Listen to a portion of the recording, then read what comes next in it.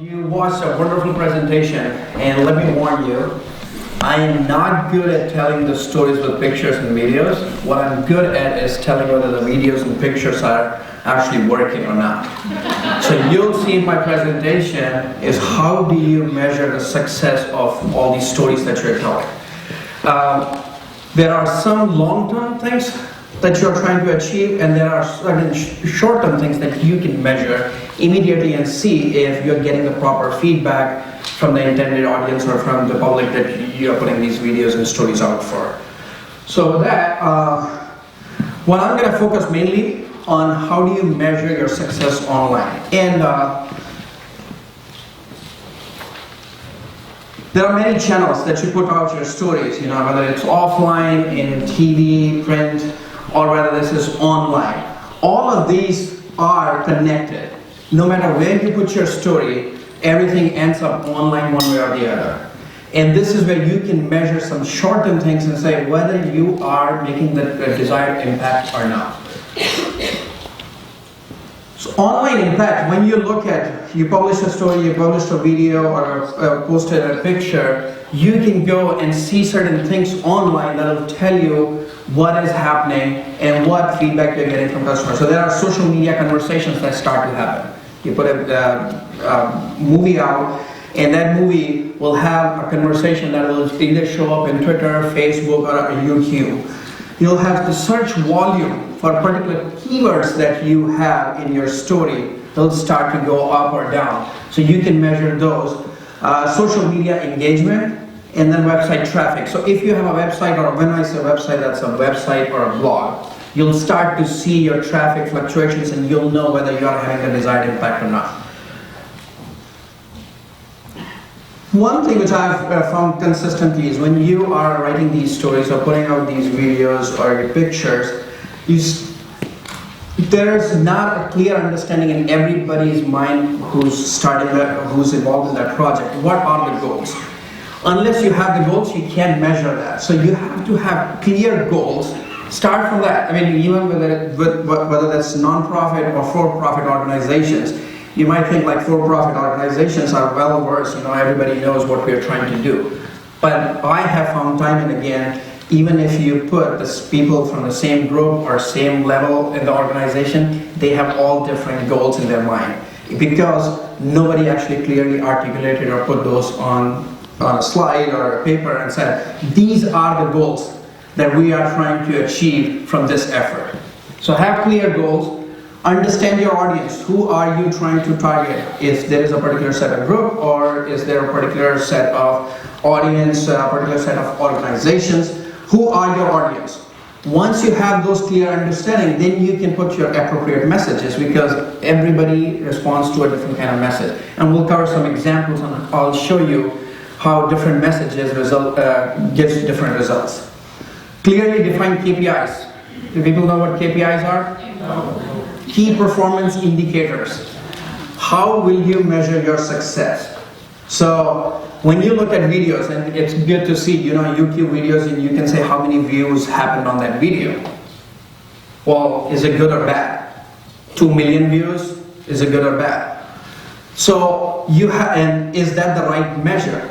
Is there something else? Those are key performance indicators. So I have a framework that I use to go through those key performance indicator to all the metrics and come up with those key performance indicators, which I'll cover. And then once you have clearly defined goals, you know who your audience are, you've crafted the message, you've defined the success measures, then be ready to take actions on those metrics. If something is out of line, then you're ready to take action.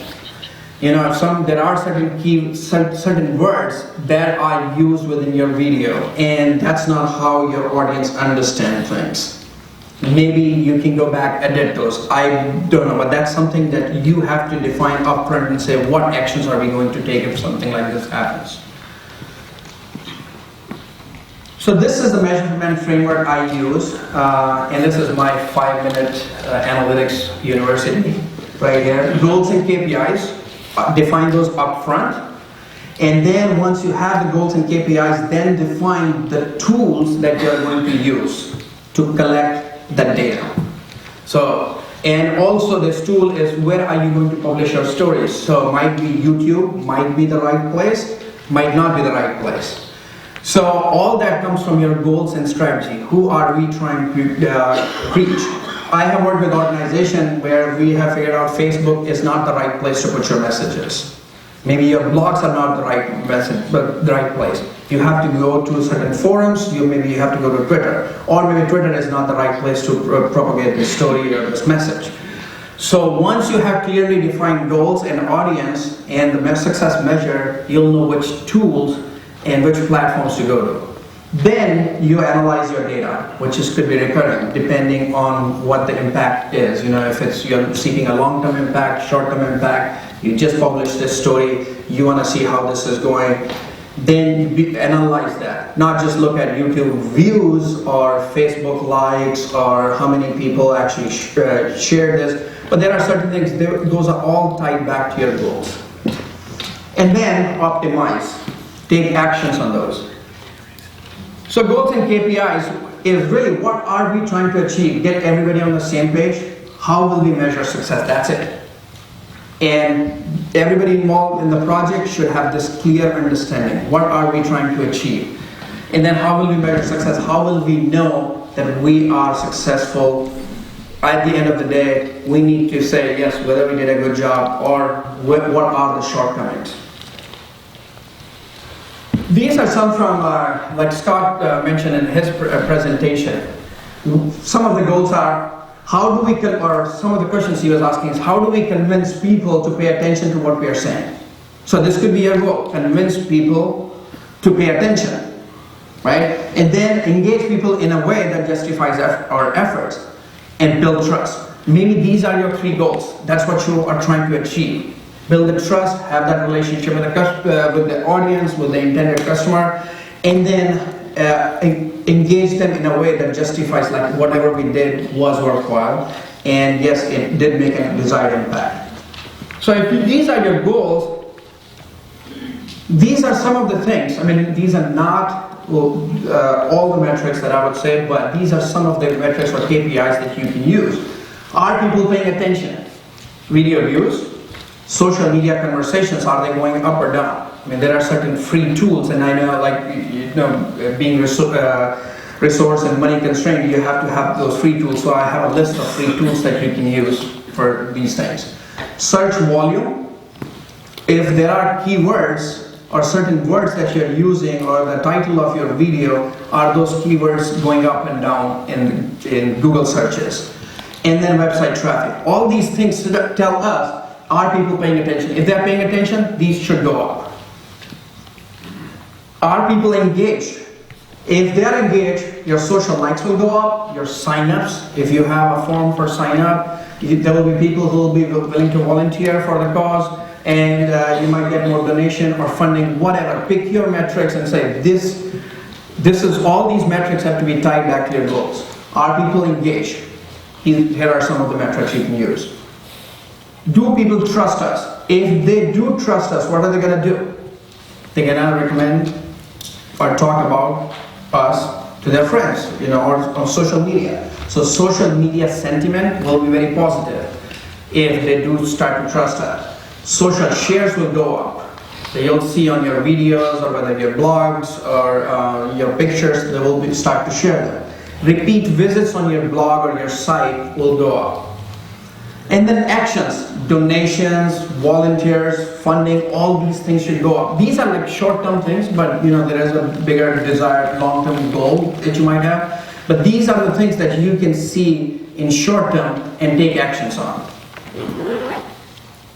Finding the right tools. So here is a list of tools that I put together, because one of the questions I was asked when I was asked to put this presentation was, what are the free tools that are available to measure some of these things?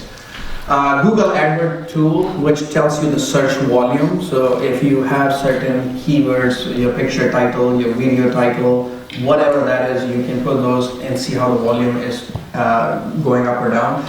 Google Trends is another one which gives you the trends.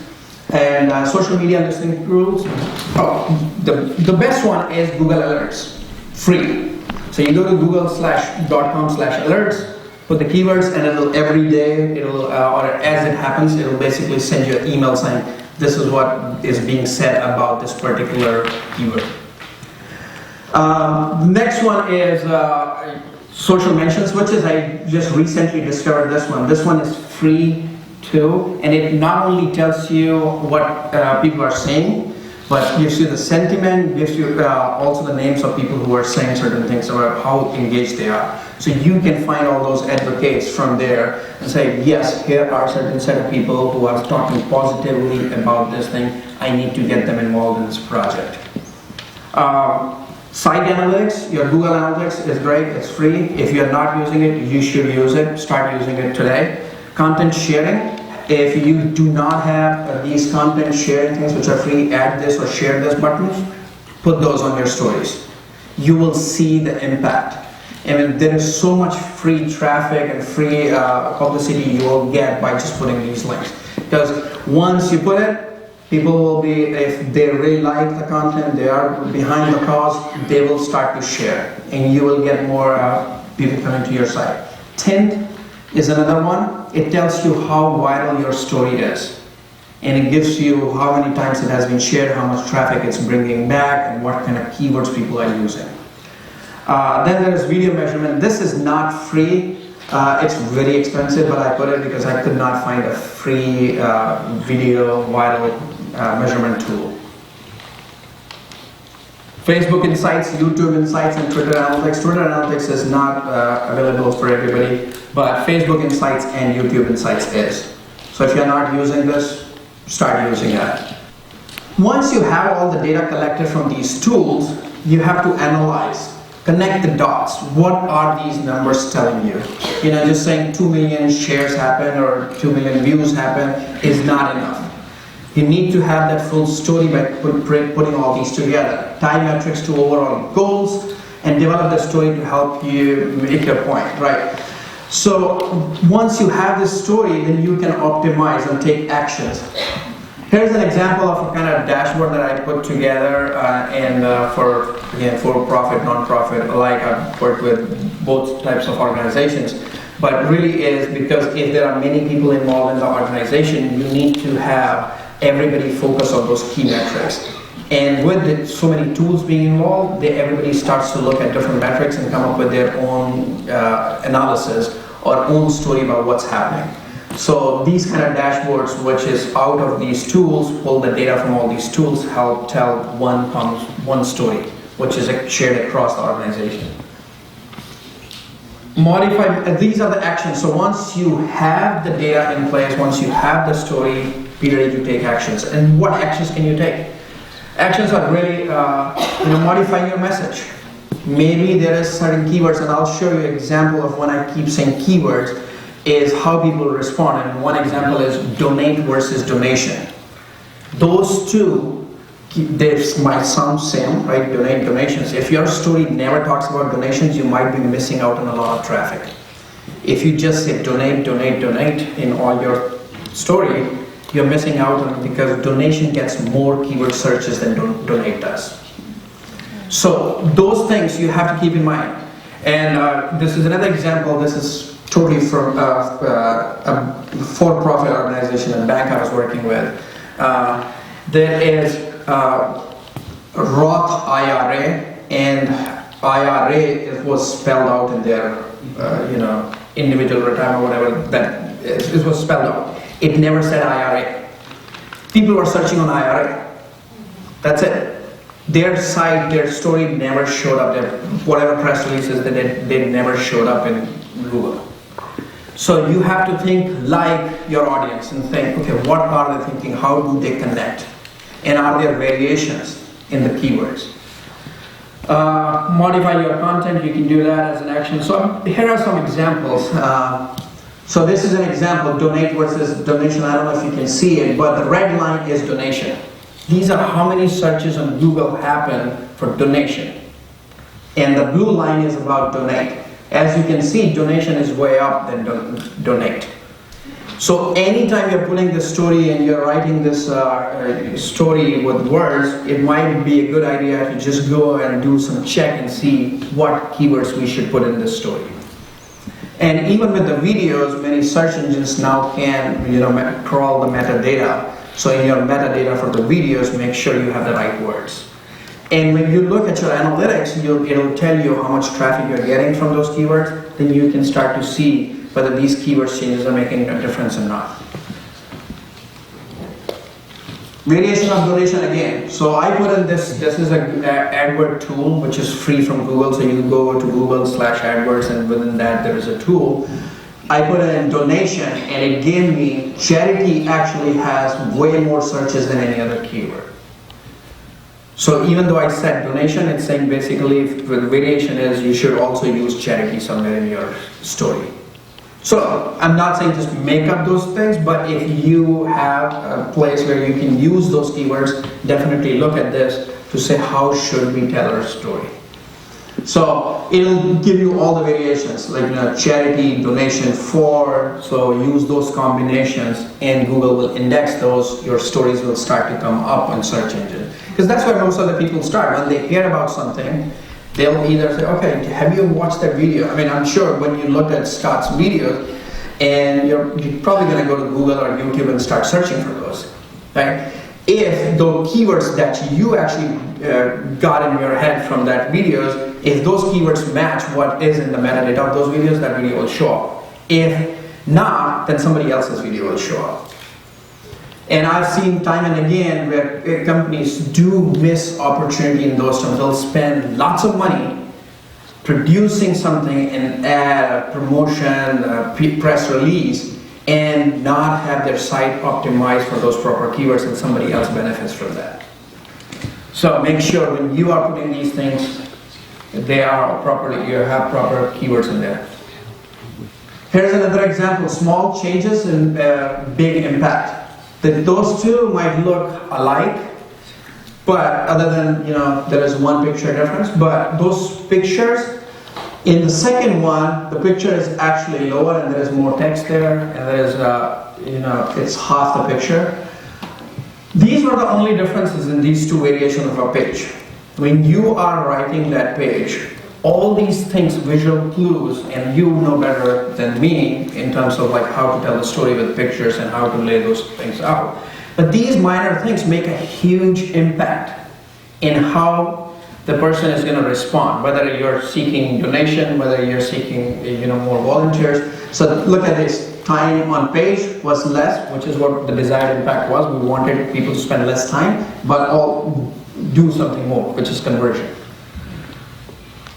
And this is the last one, which words make a difference. This is from Obama campaign, last campaign. And what the Obama's team was doing is to drive donations, they were actually continuously looking at what triggered people to take actions. They did donate now, please donate, why donate, donate and get a gift, contribute. If you're not thinking about these things, all these things make sense, right? We can just put anything. But people who never signed up were more inclined to click on donate and get a gift. People who signed up but never donated were actually more inclined to click on please donate. And people who previously donated were more inclined to click on contribute.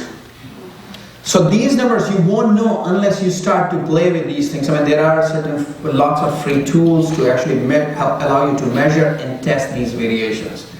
So when you're putting this story, just create two variations. I mean, there are tools and I'll be more than happy to discuss offline, because given the time. And also one more thing, I'll teach at UW program, MCDM program. And there are students, and I do have, I take nonprofit organizations and help them with the analysis and optimization. So if you're interested, talk to me and we'll figure out how can we get students involved in your projects.